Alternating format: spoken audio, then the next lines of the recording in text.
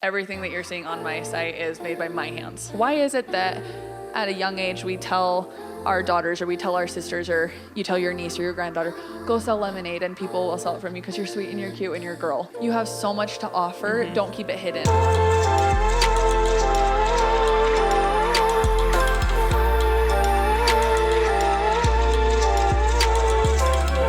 This is So You Want to Start a Business, episode something. My name is McCall Taylor at the McCall Taylor across all social media. And we're sitting down with Kacy, who is the owner of Heartfelt Co.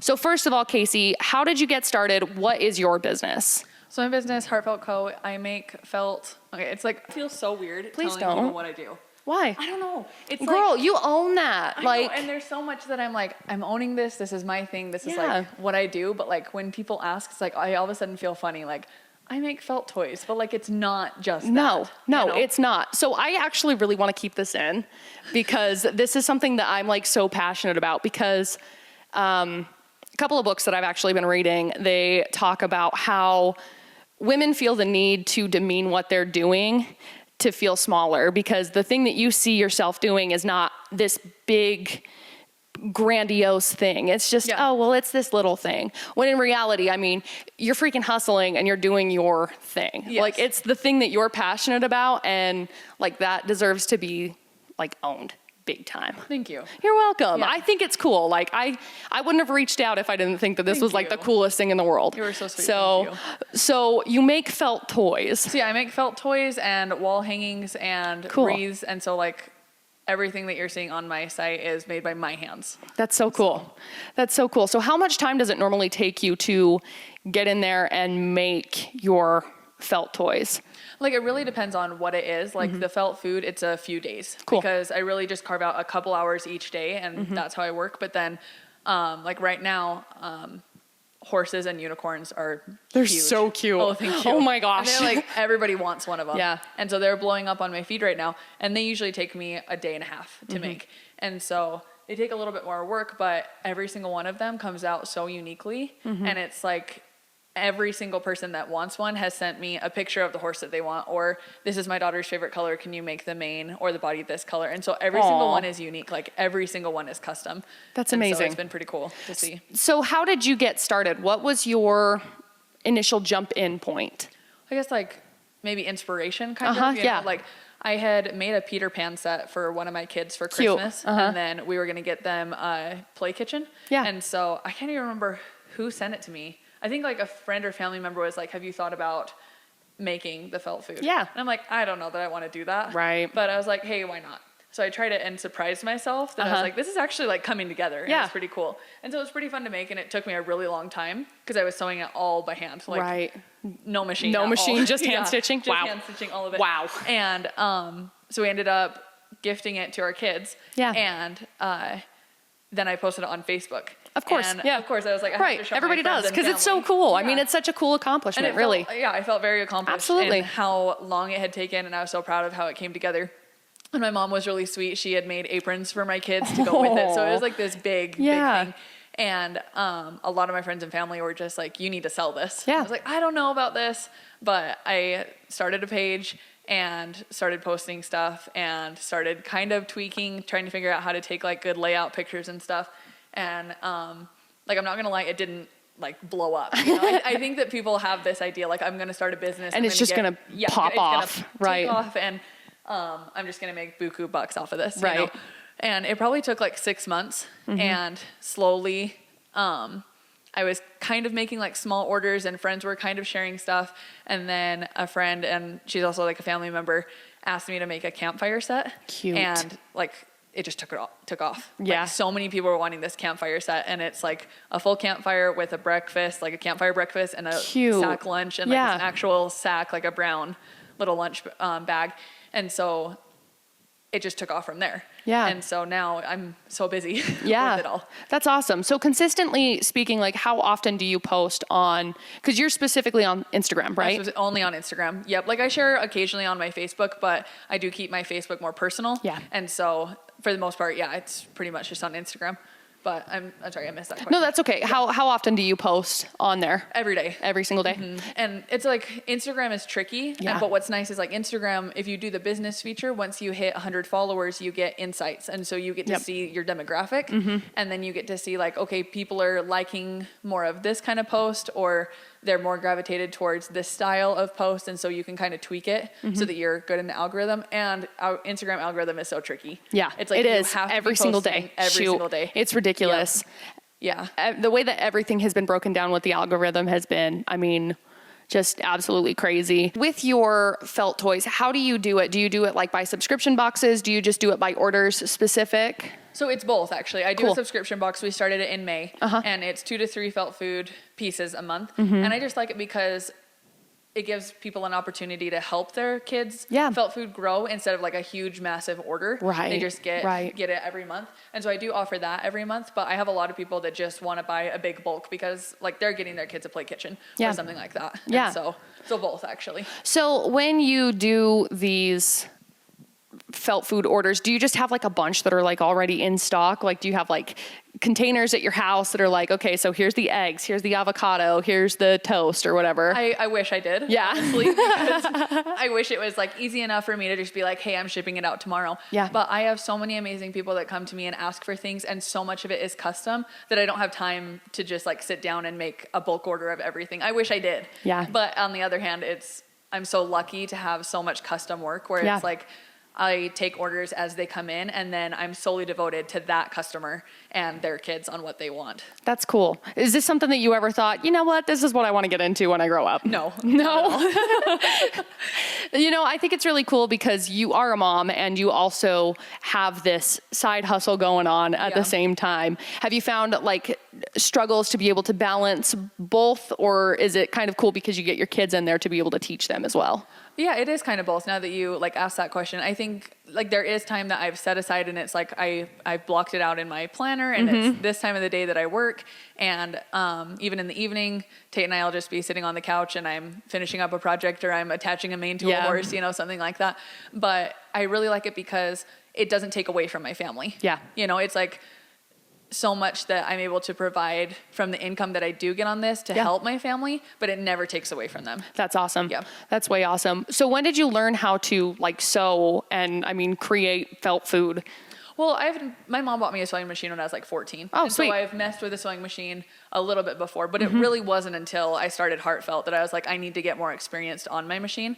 And so the past year, I've learned a lot more about my machine. Yeah. And she and I are soul sisters at That's this point. cool. Yeah. That's so cool. Yeah. So what's your like long-term goals when it comes to business, when it comes to, Heartfelt in general?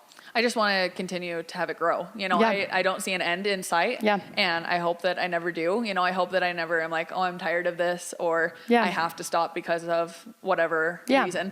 But I think just to continue to have it grow, and I really like that I'm able to brighten people's feeds. A big part of why I started Heartfelt was, one, to be able to sell what I make. Right, you know, of course. and share my talent. But two, it's like I just feel like there's so much yuck and so much chaos on everybody's Instagram feeds. Right. That it's like, if for just 5 seconds and you scroll and you see my stuff, if it just distracts you for 1 second from that, and you get an uplifting moment from reading the caption or seeing whatever photo it was, it's like, that's fulfilled its purpose. Absolutely. You know, even if you're not going to order that day or that month, it's like, it's just brightened your feed. That's awesome. Yeah. So when it comes to like your Instagram captions, how long do you think you normally take to create those? I know that's usually like a hard question because like a lot of times people have been putting a lot into like more so their stories than anything. But statistically speaking, they say that like on the Instagram captions, if you create this big long caption that captures people's attention for longer, Instagram's going to be rewarding you. So then they end up showing your stuff to other people as well, because the more time spent on your post, the more time Instagram will give you, basically. That's interesting. Yeah. Yeah. I've listened to quite a few different podcasts on like boosting your Instagram, and really there's so much to running a business crazy. on Instagram. It Absolutely. can be overwhelming, absolutely. Yeah. But it's also so insightful to make you, how would you say it? Like help you to be successful. Absolutely. Like there's so much that you'd be able to have success from it with. But it kind of depends on the post. Like some of them depending on what it is, I'll try and find like a poem that goes along with it. Cute. Or a message that goes along with it. Unfortunately, my dad passed away just a couple months ago. It's about to be 3 months actually. Oh, I'm so sorry. Oh, thank you. But shortly after he passed, it was like, I have to continue on, right. you know, as hard as this is. But I was finding myself tying my emotion into my dad's passing with my posts, you know, like sharing things that we did as kids on a road trip, you know, and it's like, I don't know how many people like really keyed into that, but it was almost therapeutic, you know? Absolutely. And so I think sometimes I spend more time on the post, whether it's emotional or not. And other times it's like, I'm just ready to get it out there. Right. You know? Here it is. Like, I just want to show you. Yeah. You know? You know, I think there's a lot to be said about being authentic and being genuine when it does come to your posting, because there are a lot of people out there that do pay attention, that do tie their hearts into these products, and you know, they pay close attention to that. How much time do you think day to day you spend in maybe learning, maybe trying to process like future projects that you're going to be creating? Like 24 hours. All the time, every single day. Like, that's cool. Yeah, it's like whether it's listening to a podcast on how I can be more successful, whether it's thinking, okay, like what's the best way to sew this? Like what's the best way to take a picture of this? It's like, I'm going to go buy scrapbook paper so I have better backdrops. You know, it's like I'm constantly thinking what's a better way to reach people. Yep. And that's how you know that you are in it for the passion and not just for the money, which is awesome. If you're in it for the money, you're going to be let down. 100% all the time. Like you will immediately be way less successful as soon as you start focusing on money. But if it's just something that you know, like inside of your heart, you're passionate about, then it's going to blow up. Absolutely. Which is awesome. Yeah. With podcasts, who are some of the people that you listen to that inspire you? Oh yeah. So I love, Gold Digger podcast. Absolutely love her. Yep. Susie Holman doesn't have a podcast, but I follow her on Instagram. She's so authentic. Yeah. So love that. quirky, but she has so much good insight. Yeah. And it's things like, hey, go check your Instagram profile. Make sure you're not on private. Awesome. Make sure you're on a business one. Awesome. It's like the little things that you don't think about, because so often you're going to be like, what am I doing wrong? Right. When it's like not that much. It's really not. Yeah. And then I like the Instagram influencer. I was just listening to her today too, but I like it because, so one of Gold Digger's podcasts, she was talking about hashtags. Right. And for so long, at the beginning of Heartfelt, I had in my notes on my phone, your hashtags. My hashtags. Yep. 30 hashtags. Yep. Was what I was copying. That's your caption. Yep. And it was like the same every time.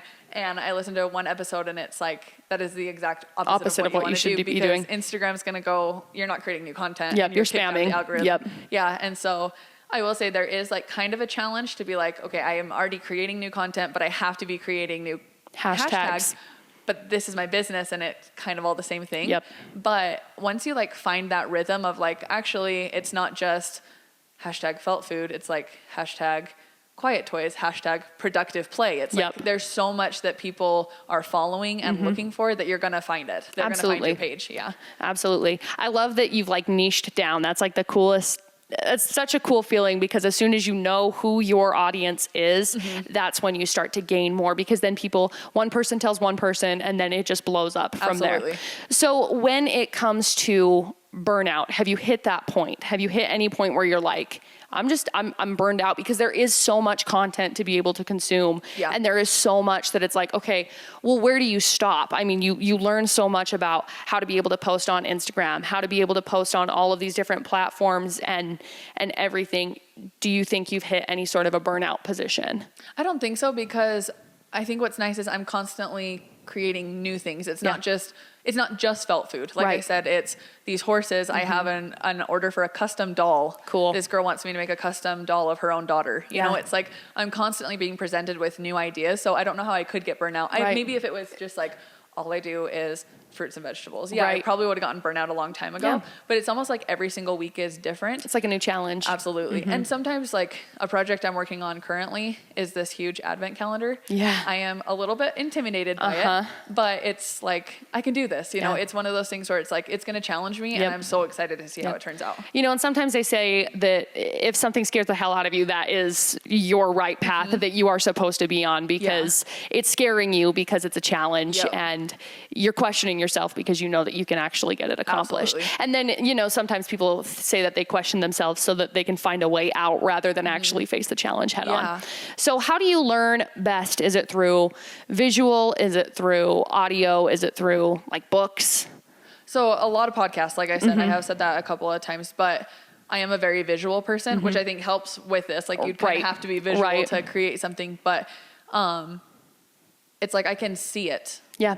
As it's coming together, it's like, okay, I can see like if I turn it this way, it's going to pop the right way. That's cool. And so, especially where so much of what I do is 3D, you know, it's not just a 2D, like, oh, it has a back and a front. Like this is like a There's full standing unicorn by itself, you know?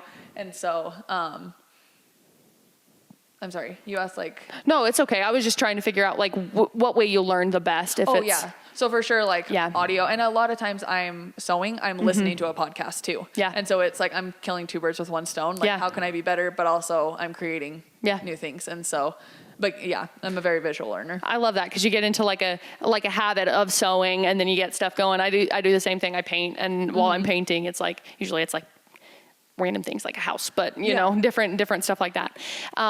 Who do you think you look to for the most support, the most inspiration, like if you're feeling bombed? I honestly like just look at the women around me because I told my husband this the other day, like, why is it that at a young age we tell our daughters or we tell our sisters or you tell your niece or your granddaughter, go sell lemonade and people will sell it from you because you're sweet and you're cute and you're a girl. You know, but then we become women and sit down in the corner and just be pretty. Well, and it's also like you're a stay-at-home mom, that's good enough. You know, but like if there's a woman that wants to sell Mary Kay or she wants to start her own business, then it's a bad thing. You know, it's like we're so much more than just being stay-at-home moms. And so really my inspiration is women around me. And it's like, what would I tell her? You know, it's like she's inspiring me, I can inspire her as well. And really it's like, go for it. I have a couple of friends right now that are trying to start their own at-home businesses and do the Instagram route. And it's like, go for it. Like I'm cheering you on the whole entire time. Like I'll inspire you, you inspire me. Like we're just going to cheer each other on as we do this. It's so sad to me to see that a lot of women think that everybody else is in competition with them. Like people think that everybody else is out to get you. And if those people are out to get you, there are some people, you know, lots of people get nervous about starting a new business because they're like, well, what is so-and-so going to think of me? Well, what is so-and-so going to think of me? You know, my sister's going to hate me. My cousin's going to think that I'm stupid. Guess what? Your sister and your cousin are going to think you're stupid anyway, period. So you can either be stupid and successful or you can be stupid and wondering what would have happened if I would have started that 6 years ago. Well, and we're all blessed with so many talents that it's like, you have so much to offer. Don't keep it hidden. Absolutely. Women are so powerful. It's ridiculous. They intimidate me so much and I love it. Like it's incredible. Is there anything else that you would like to add to the podcast that you want people to know, maybe that are on the edge of going and chasing their dreams, going and starting a business? I say just go for it. And I think like the beauty of this is you're going to make friends with people that you may never, ever meet in your whole entire life. Absolutely. But like this platform has brought me to people that, again, I would never have crossed paths with them had I not had my heartfelt platform. Like I have made friends with this girl, Hannah. She lives in Colorado. She and her husband have an equine ranch. And it's not just horses. They have like goats and rabbits and like a whole bunch of different animals. But their whole purpose is therapy with these animals. That's incredible. They asked me to make horses and it was sent to their ranch. And it was like the most humbling thing for me to be like, my work is going to help people. It's not, and I'm not saying that people that order it just for their kids is nothing. Like I absolutely love it. Of course not. And I'm completely invested in that child's toy. It's something bigger than yourself. It is. It's like, I'm a part of like a mission at this point, you know, to help somebody. And recently I'm sure that you've seen everything that's going on with like Operation Underground Railroad. Absolutely. Like, there's so much going on with it right now. And I was asked to be a part of an auction. Cool. Again, I would never have been a part of it had I not had this platform. And it's like my time and my talent was auctioned and that 100% of the proceeds went to our rescue. And so that's really, incredible. I think, like, I'm not going to say the money's not nice. Like it is. Of course. It's like, I've been able to buy things that I wouldn't have because we do live a little bit tighter, or I mean, the economy is crazy and it's ridiculous. and I've been able to help with stuff like that, you know, but really it's like so fulfilling because it's not just about the money. You know, it's like finding who you are and expressing yourself through your talents and being able to share it with people, because not everybody's going to love it, but a lot of people are. Absolutely. You know? Absolutely. So where can people find you social media wise, website wise, etc.? I'm working on a website. So beautiful. That's great. Where you ask goals. I think I am going to need to head in that direction, but I am on Heartfelt Co, or I am on Instagram. Beautiful. At Heartfelt_Co. So cool. That's where I'm at there. You can find me. Awesome. Kacy, thank you so much for your time. This has been awesome. Thank you. And this has been So You Want to Start a Business, episode something with Kacy at Heartfelt Co.